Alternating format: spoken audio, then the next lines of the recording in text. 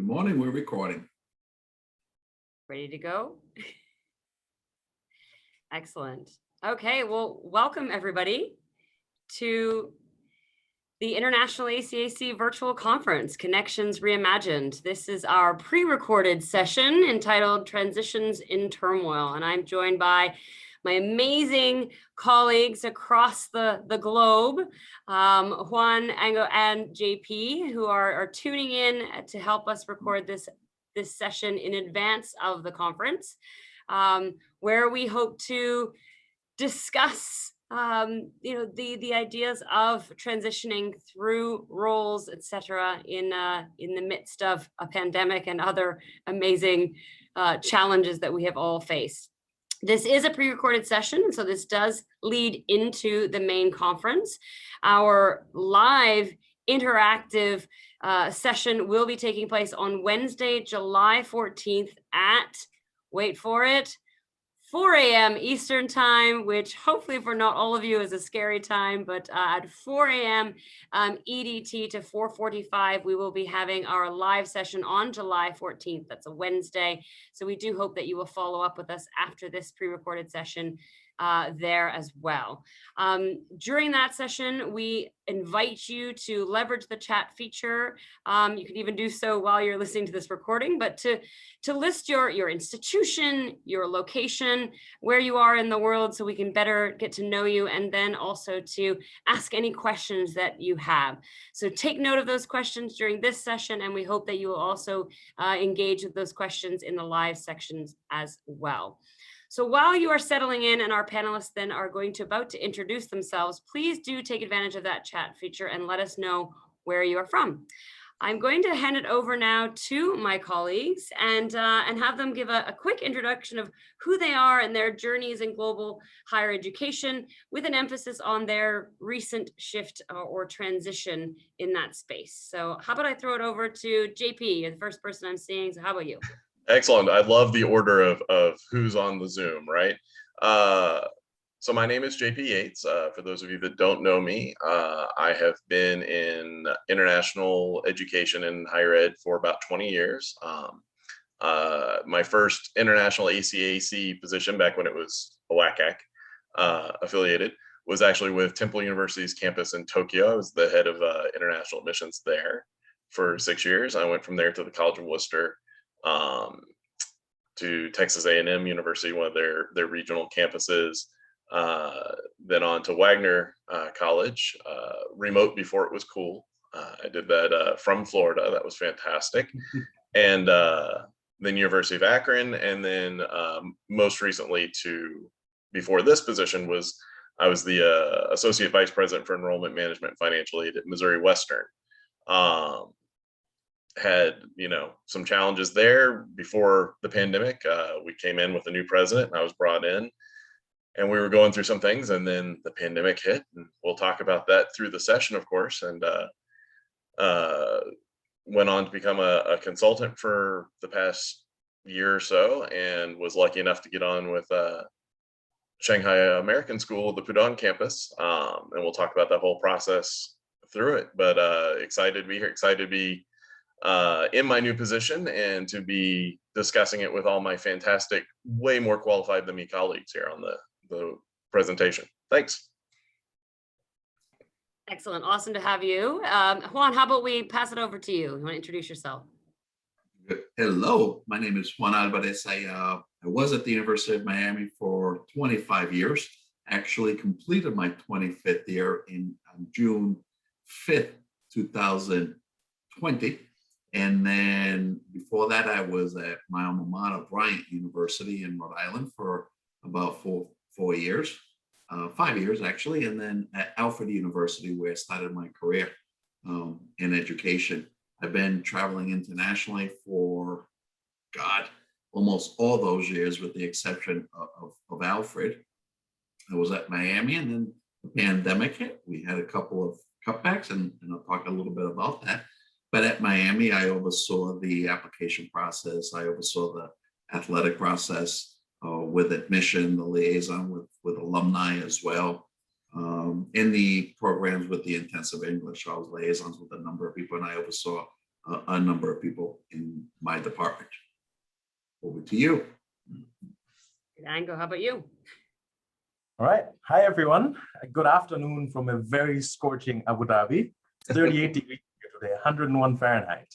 So it's burning. Okay, my name is Ango Mwakisu, and I'm a Senior Assistant Director of Admissions at NYU Abu Dhabi. I arrived here in Abu Dhabi in January this year, so a little over 6 months. And prior to this, I was an admissions and recruitment coordinator at Jacobs University in Bremen, Germany. And I spent 9 years there. Jacobs is also my alma mater, so I went to Germany actually as an international student from Dar es Salaam in Tanzania. So all in all, I was on the Jacobs campus for a combined 14 years. So time goes very quickly when you're in higher ed. Yeah, that's about me. Claire, back to you. Yes, and I'm Claire Wilkins, and this is where worlds collide and paths cross, because I am originally a Canadian, but I started off at NYU Shanghai, so JP's new home, and with NYU, Ango's new home, where I helped open the NYU Shanghai campus, and then transitioned to a role at NYU in London, helping oversee international admissions there for multiple campuses for NYU. And then crossing paths with JP again, headed off to Temple University in Philadelphia, in the main campus there, for a year in the US. And then before my most recent transition, which has now been back to Hong Kong, which is where I actually went to high school. So the third culture kid in me comes in. And coming from an equally hot day today, where I dodged a few snakes on my way home to get in for this session, but now at the German-Swiss International School here in Hong Kong. So, well, great to have all of you participating today, and thank you so much to my co-hosts.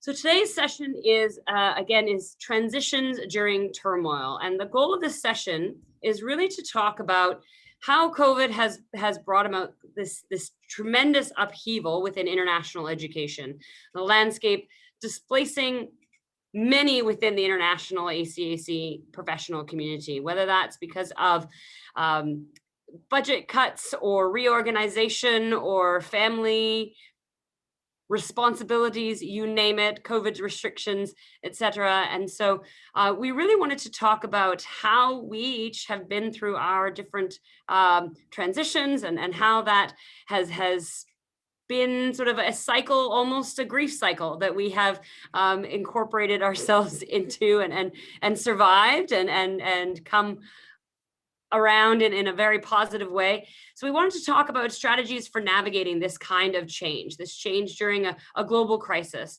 that is causing sort of an existential impact on transnational education. So not only has it impacted our lives, but it's impacted the entire industry within which we work, regardless of which side of the desk or around of the desk you are a part of. So we are hoping that we can share our journeys, that we can share best practices in adapting and adjusting and persisting during this kind of transition and this turmoil, but really in the live session in particular, where we can all together come together to share these experiences. So it's not just our 4 experiences. We are setting sort of a backdrop to hopefully a really engaging live discussion. So the discussion today is going to follow a traditional timeline. We've got an agenda, as you can see here. We're going to discuss a few different themes and really kind of give you that foundation for what we might go into in a much more hopefully engaging and interactive discussion when we meet in person live during the conference. So each expert is going to lead a topic or a discussion, and we're hopefully going to, again, share those experiences with you, and hopefully they'll be relevant or interesting at the very least with regard to the topic. So I'm going to pass it over to Juan to start off with talking about reaction, recovery, and resilience with related to this topic. Thank you, Claire. It's been very interesting for me, actually. And by the way, we're all on different time zones, and so we are actually all over the place. And that's the reason why you see the sun hitting. I'm actually at the Benjamin School now in Palm Beach, Florida, Palm Beach Gardens, Florida, excuse me.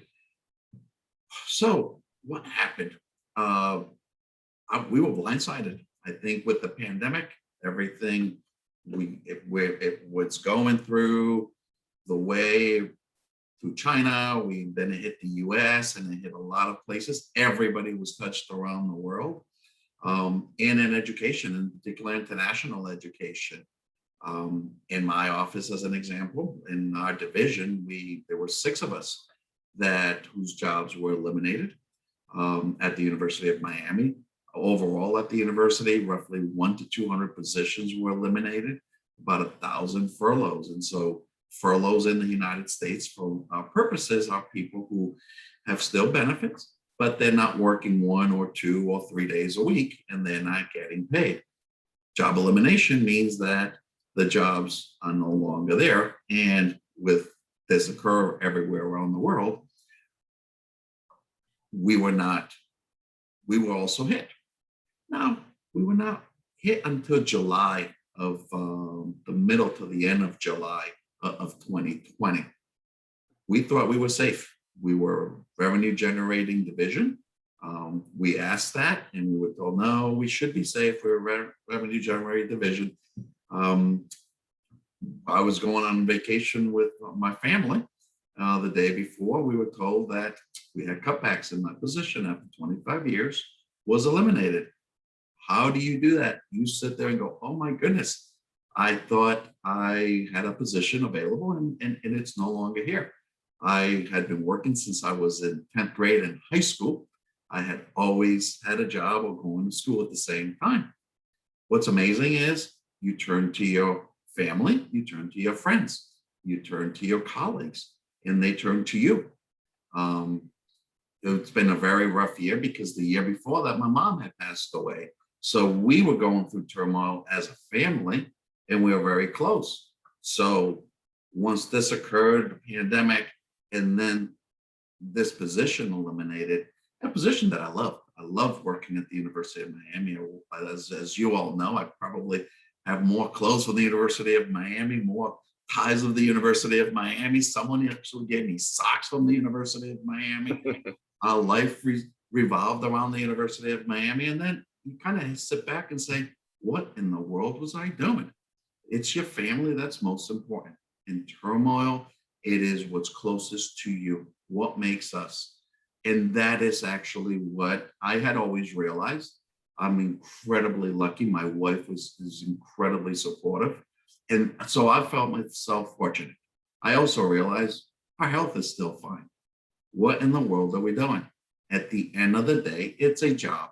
And I knew people who say, well, my job's a job. I've always looked at my job as something that I absolutely loved and I made. And we revolved our life. I mean, we went to plays, we went to music shows, we went to dinner at the university, we ate at the dining hall, but it changes.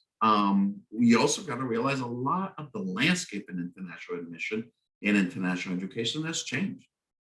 What has happened is analytics has taken over, and some of that, the contact with the students, and my philosophy has been the philosophy that I follow from Michael Gaynor at Villanova. He says, what is best for the student? And I always remember that. I remember my colleagues telling what is best for the student.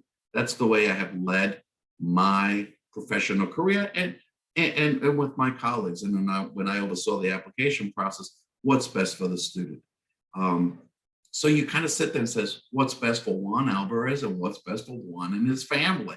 Our son actually, it was time to go to middle school. So he's going from 5th to 6th grade. What I did is the university has a great hire, rehire.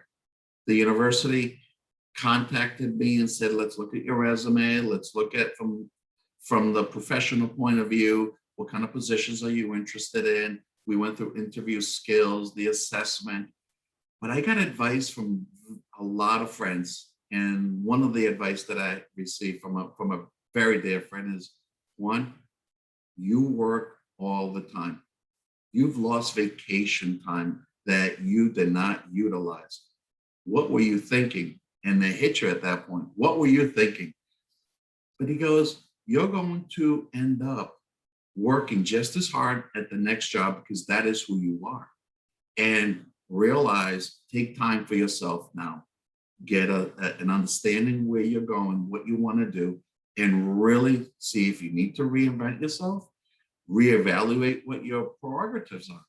And so I thought, that's so true. And again, my wife was just wonderful. You wake up in the middle of the night and said, what would I have done differently? What did I do wrong? My wife looked at me, she goes, you did nothing wrong. You did nothing wrong. There was nothing you could have done. Even like last week, I asked that question. You do nothing wrong. If you're doing what's right and you're ethical, you can look in the mirror. I look in the mirror and I say, I did nothing wrong. And I think a lot of the people in international education, that is something that we have to realize. Change occurs, and there's a lot of people who are coming in and they're saying, history starts with me. I don't care what has been done.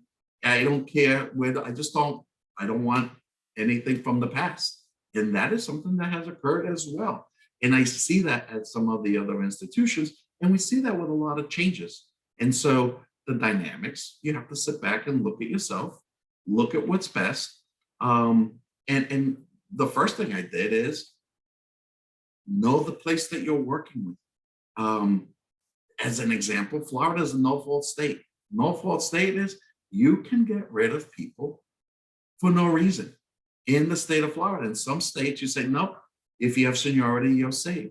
In some states, you say, and in some countries, Florida is a no-fault state.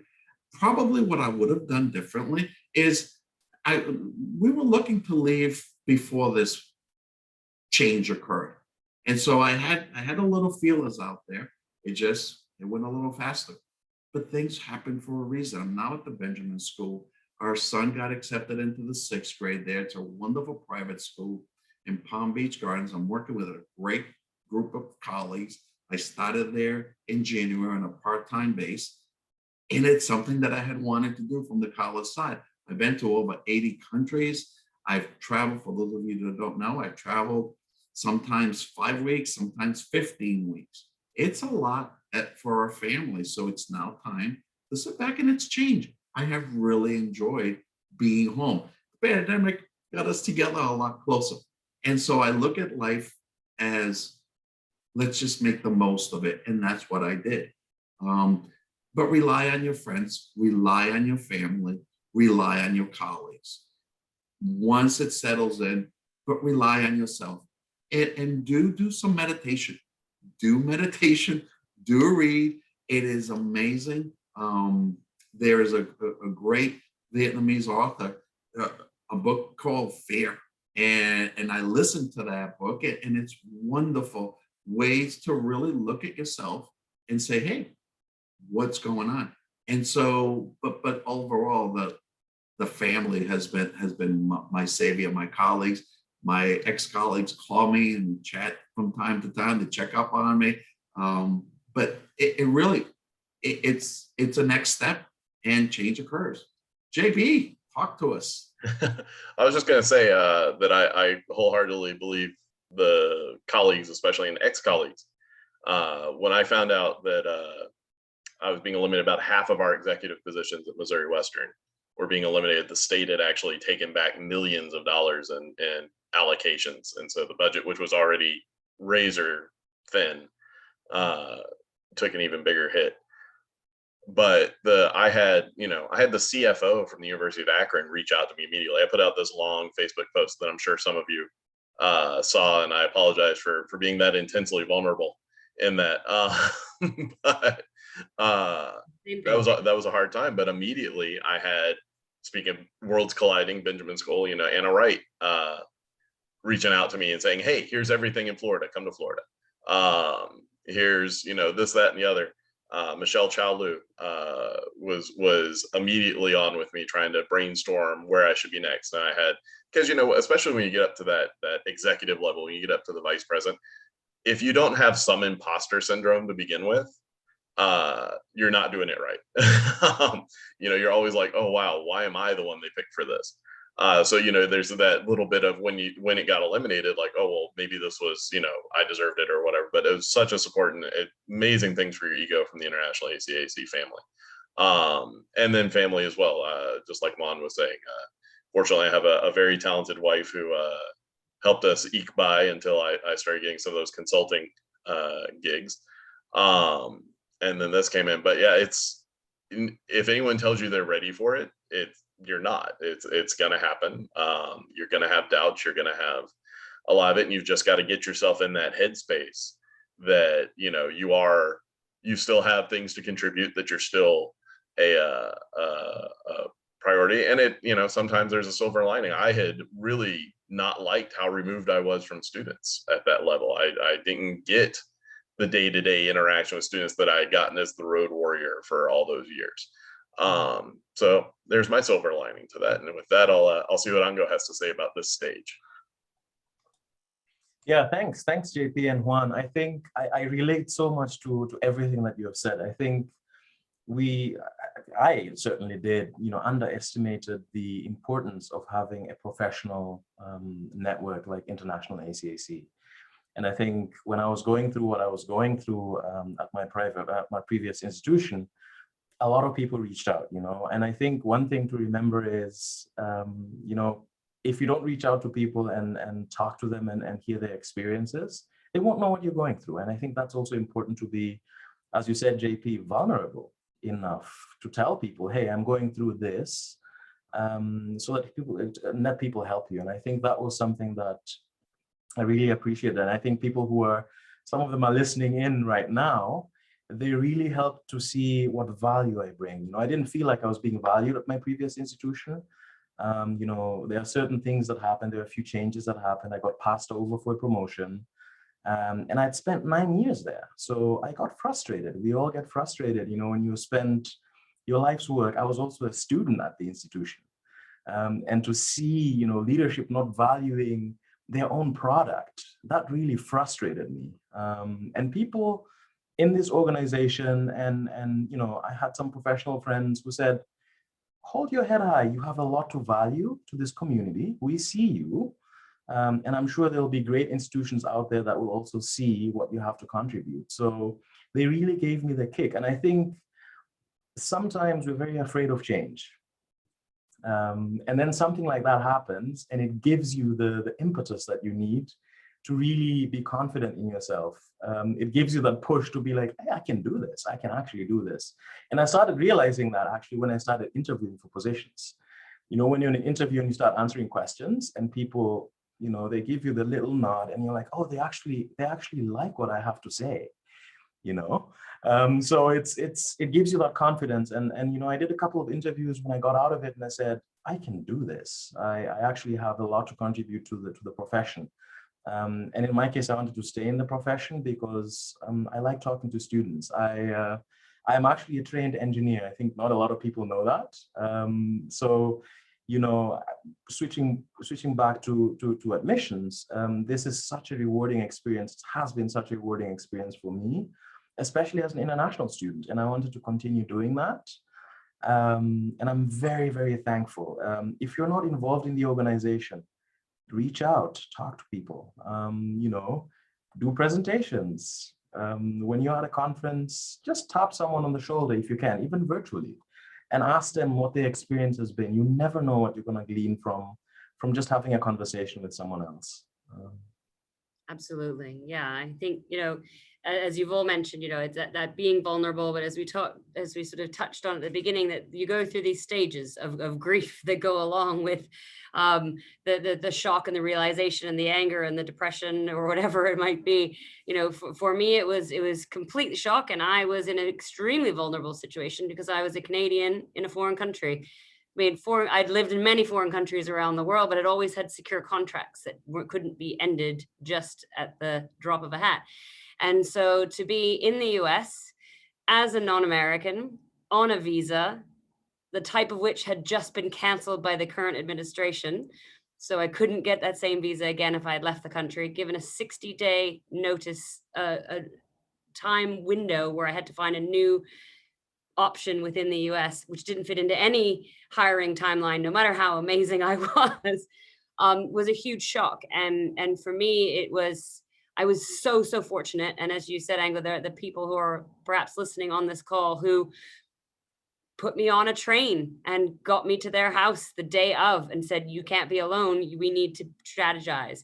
And then another boss who put me up for a month in his house as a guest because I had to leave my apartment and I had to figure out what country I was moving to. Was it the UK? Was it Canada? I didn't know. I had no clue. I don't have a home. I have many homes. And then that imposter syndrome that kicked in that was, well, wait, do I have anything to offer? What can I apply for? And the same individuals, I think JP and Juan, who are sending you messages, like everyone was like, come to Florida.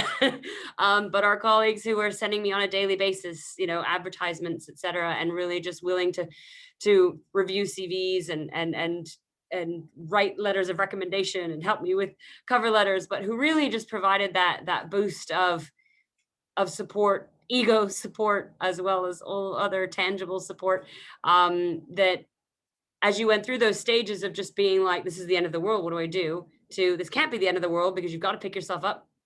It can't, you don't, and I'm fortunate enough that I didn't have children to support. I don't have a spouse. So I at least had that, that ability to make decisions purely just for myself. But it was a struggle, but luckily the international ACAC community is what 100% got me through it. And on that note, I want to turn over to JP and we want to talk a little bit more about that sort of discovery and determination. So you've gone through that initial shock and you've picked yourself up from the ashes and you've realized you've got to keep going on. So how do you then communicate your best intentions and promote your value and your brand and leverage your network? How do you think beyond this initial situation that's just happened and present yourself, especially try to present yourself convincingly in a job interview when perhaps your ego has taken a really big hit? What are the best practices in that sort of part of the transition? Leave it to you, JP. Absolutely. Well, and that's what we're talking about, right? So when I first found out, I was absolutely convinced, I'm a native Floridian. Yes, I will go back to Florida. I had a very narrow search. I had a very long time, thankfully, to Missouri Western that I had 3 months before I found I didn't have the 60 days or get out that Claire had, fortunately. But in that whole time, I was very narrowly focused on higher ed, enrollment management jobs in Florida, because I was like, I'm gonna go back home. That's where my kids are. I don't get to see them enough as it is. So I did that, and that came up with a big resounding flop. There was just nothing available.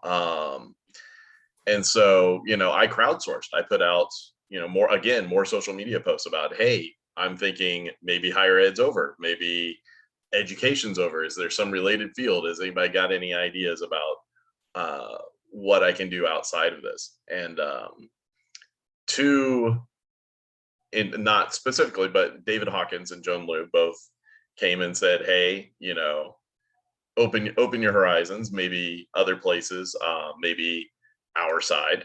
But then I'm not going to name who it is because it didn't work out. But one specific person said, hey, come to my school. I'm going to pitch to our head of school to we're a comprehensive model right now on counseling, but I'm going to pitch. We have you as the college counselor, and then me and the other take up more of the social emotional.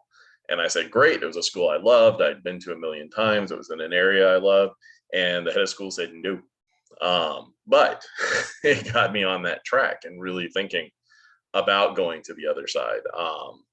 And so I started, again, reached out to all the fantastic college counselors and university counselors that I'd worked with and that were great colleagues and friends, and said, hey, how do I, make this best look as a college counselor? Because I knew that I wasn't interested in really doing more of the social emotional. I really wanted to focus on getting them into their higher ed paths. More power to all of you who do both sides of it. Yay for you. So I buffed that up, and I got on the various, I was put on to Carney Sando, I was put on to ISS Schroll and whatnot, and really spent some time how best present myself, getting those letters of recommendation like we talked about. And I actually, the Shanghai American came to me. I had put it, which you never ever hear of, right? In higher ed, yes, you can put your resume on higher ed jobs. You can put your resume on Chronicle Vitae. Nobody ever contacts you off of that. Never happens.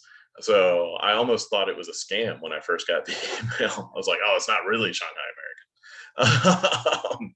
But they came to me and they said, hey, we're looking for a director of college counseling. And I had been there, of course, recruiting many, many times. And so, we were familiar with each other. And from that conversation to hire was incredibly quick. It was 2.5 weeks from zero to contract sign. So I want to get everybody else's opinion on, especially for Juan and Claire that did that transition to the other side of the desk as well. How do you present yourself? How do you brand yourself? And make that convincing argument that you can come from our at times cutthroat world of admissions and be a nurturing mentor guidance type person for these kids. So with that, I will mute mine and hand it over to Claire first. So yeah, I mean, that was a huge challenge because I knew eventually I wanted to go back. I wanted to go into college counseling. I wanted to be back in the classroom. I wanted to be with students because I'd started off as an ESL teacher way eons ago. And like you, having sort of risen in the ranks, realized that I was getting further and further away of working with students, which is really what I loved, which is why as a director, I was still doing, 6 months on the road. Because I wanted to be with those students. I wanted to be involved in that journey. So I think my innate desire to continue working with students helped in selling myself in that role. I also perhaps had built up a little bit of a reputation. A friend of mine, Janie Digby Lee, calls them come to Claire moments, where I would sit down with students and say, so here's what we're not going to do. And I would be perhaps a little more upfront and forward with students about their opportunities or how to really give them a new take on what it is that they're actually interested in and direct them in a different way. And it was often away from my institution. I guess I don't have to worry about telling anyone about that now, but it was always about with student first. I was always student centered in everything that I did. When I was working with my team, when I was training people up, it was always student centered. So I think I was able to at least prove in some of the things that I've done, some of the initiatives that I had brought to the universities that I worked in, that it was always student first. So I think there was that. With Hong Kong particularly, I was an IB student, a third culture kid. I went to school in Hong Kong. So there was that, I don't want to go there just because everyone's heard it's a great place to live and it's fun and it's exciting, but it was home for me. So it was coming back home, and I could connect with the student experience because I'd been one of them. So that helped, but it was imposter syndrome. I had to have friends sit me down and say, you will be great at this. It's like, will I? Okay. I mean, I want to be great at it, but will I be great? And so it really had to be, I'm not really good at taking compliments. So I had to become someone who will take compliments, and then who backed myself and just said, what else? What do you have to lose? Right now, you have no job and you have no country to live in. So really, what do you have to lose? And so for me, it was just really putting my trust in the people around me who I thought were amazing people. So if they thought that I was half good, then they've got to be right because I think they're amazing. So they can't have a terrible opinion, right? So it was just sort of switching that focus. How about you, Juan? I looked at it as we're used to traveling. It is getting on a plane and they say you have to deboard. You have to come back. You're delayed. Oh, we're landing here and you end up somewhere else. And that's what happened to us. And so I kind of looked at it and I said, you know what? It is what it is. We have to move on. But you rely on colleagues. And what I did is I sent out my email to people and say, hey, this is my personal email. One of the things that I would, especially for those of us who have been in positions for a long time, be aware of your emails. Use a personal email. Don't keep all your information with one email at your work. I know some of you have changed jobs quite often, but do keep one email where you have all your data, your frequent flyer information, because a lot of us, I don't have time for that. But you need to make time for yourself. And that is incredibly important. Very much the to Claire and JP, I had opportunities that came up, and I said, do I really want to continue in doing this? It's time for a change and really kind of reinvent. And so we tell students that all the time. We tell students, look at the liberal arts, look what's out there. Ango is a trained engineer and he's doing university admission, but he's got his background and where is he going with that? And that's what we do. Ango, what do you think about that? I couldn't have said it any better, Juan. I think the point about the email, your personal email, I think that's really important, because the moment I started sharing my personal emails with my friends, some of them in this network, they started bombarding me with job offers. They're like, hey, look at this. Have you looked at this? I know the director here. Do you want me to speak to someone? And that's how I actually, ended up in the position I'm in right now. We were at a conference. A former colleague of mine just grabbed my hand at one of the socials and said, I'm going to introduce you to this person. Speak to them. Tell them what you're looking for. Do it now. I didn't even have a chance to argue, And that's how, that's how I got this job. I ended up having a very fantastic conversation with Amy Kais and Bobby at the time. And now I'm sitting in Abu Dhabi working for NYU. So it's those small moments that can really change your trajectory, I think. One quick comment about that. When I first started in admission, I was at Princeton High School in the public school, and the head of college counseling got up and said, this is the best public school in the country. And this woman, a woman from Green Mountain College in Vermont, said, everyone has students who need extra assistance. What do you do for your students? He did not know how to answer that question. I've always remembered those moments in my life, and I've always treated people with respect the way I wanted to be treated. And so you realize you never know who you run into. For those of you who work in universities, for those of you that work in the high schools, the counselor that you're meeting with might be a counselor that you're going to be working with. The university that some of you work at highly selective universities, he's, oh, I will never work there. You never know what life brings or who that person knows. And so those contacts are incredibly important. I've always treated people with respect and treated people in the office and outside of the office with that same kind of mentality. And I think that's why I think I'm in a really good place. But that's something that I always remember. Sorry, JP, I know you were going to say something. No, that's fine. No, I was just going to say we've got a little bit under 10 minutes left, and I want to make sure that we got to Ango's discussion on reinvention and renewal.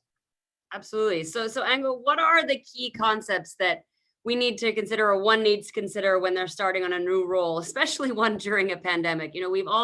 Some of us have already begun our roles. JP, you're on your way to this new role. What do we need to think about, and what did you learn about this process of the transition into a new role, especially during such an unconventional time? The first thing I think is patience. I think, especially during a pandemic, I cannot stress this enough.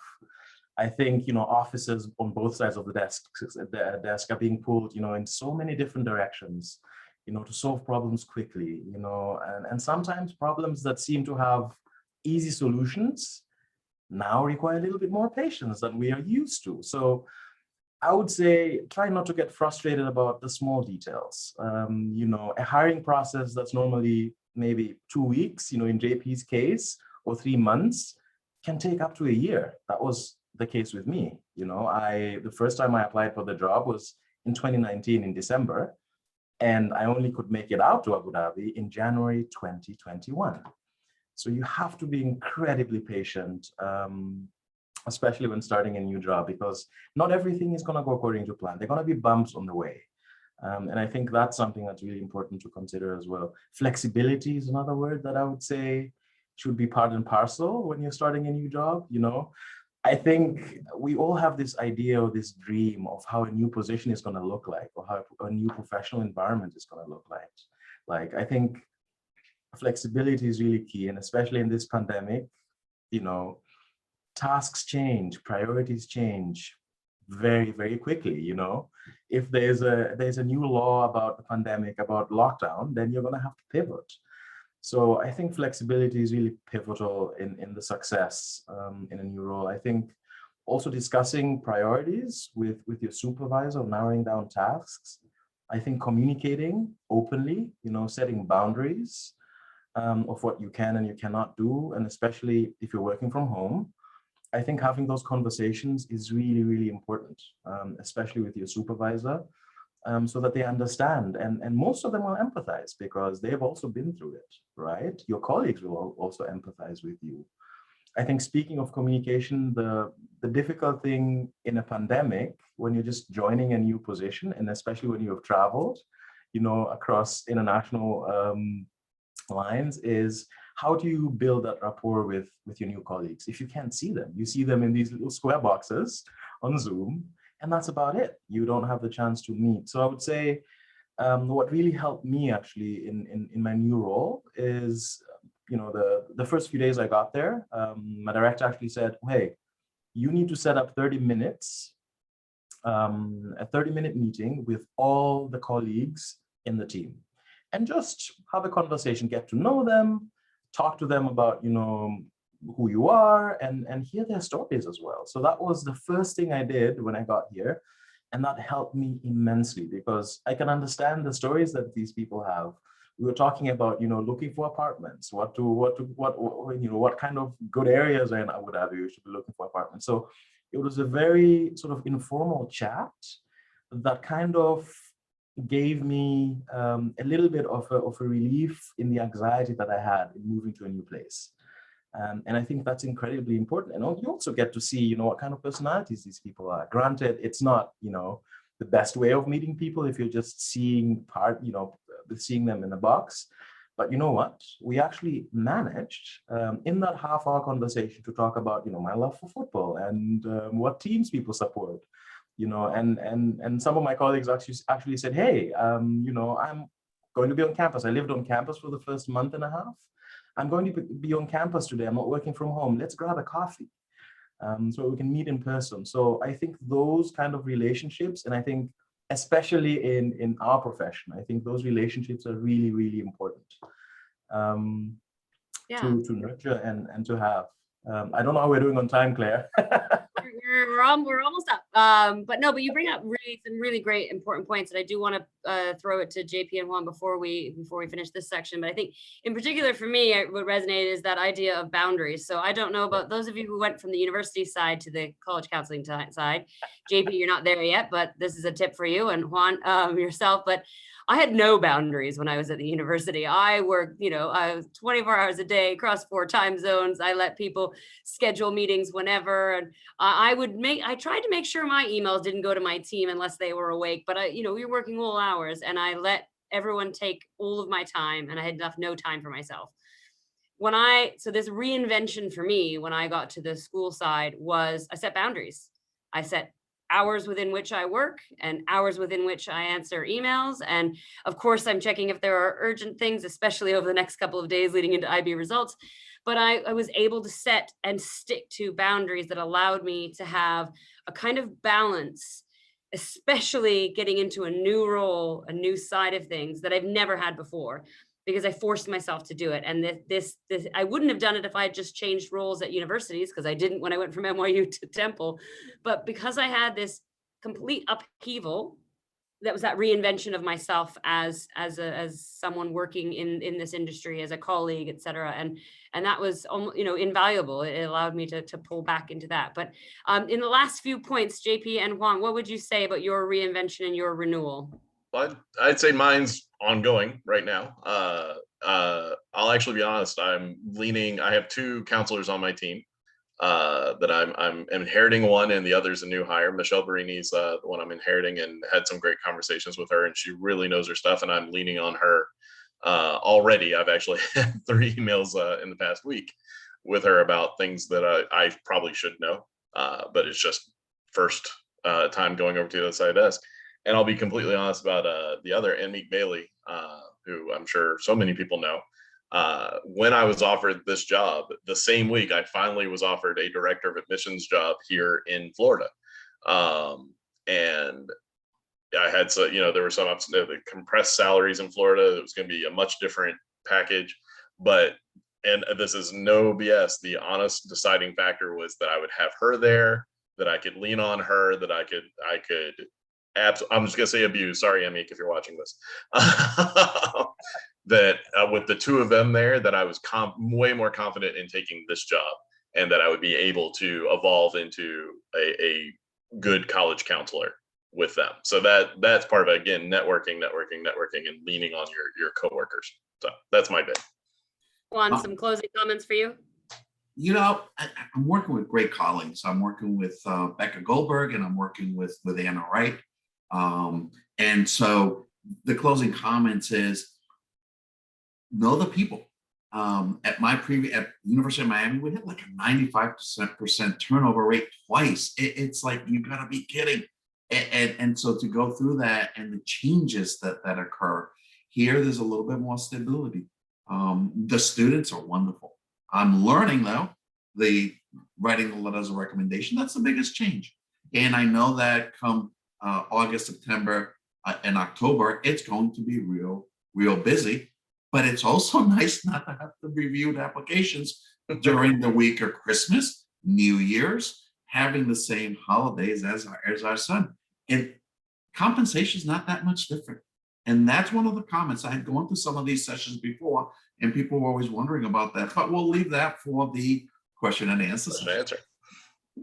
Thank you, everyone. We are. One thing, Sorry, Claire, go ahead. short thing. We don't have time. Okay. We are at over 45 minutes. I'm conscious of the time. For everyone who has tuned in to this recorded session, you know, yes, it's been very us heavy, very much us telling our stories, perhaps glossing over some of these points or these topics, because we really just wanted to share from you the raw reality of our stories and what it has meant to us. And the live session is going to be questions, answers, interactive, much more, hoping to hear your stories and to swap best practices, and really, hopefully you'll walk away with a toolkit should you ever need it, if you go through what we have gone through in the last, say, 24 to months or so. So just a reminder that session is Wednesday, July 14th at 4 a.m. Eastern time, 4 p.m. Hong Kong time, if you want it sounds a little better. But we really hope that you will have enjoyed hearing a little bit about our experiences, and that it has triggered some really great questions that we can discuss during the live session. A huge thank you to JP, Ango, and Juan, and to our benefactor, Clay Hensley, for the idea behind this session. And we really do hope to see you all on the 14th. Thank you, everyone, and we'll see you soon.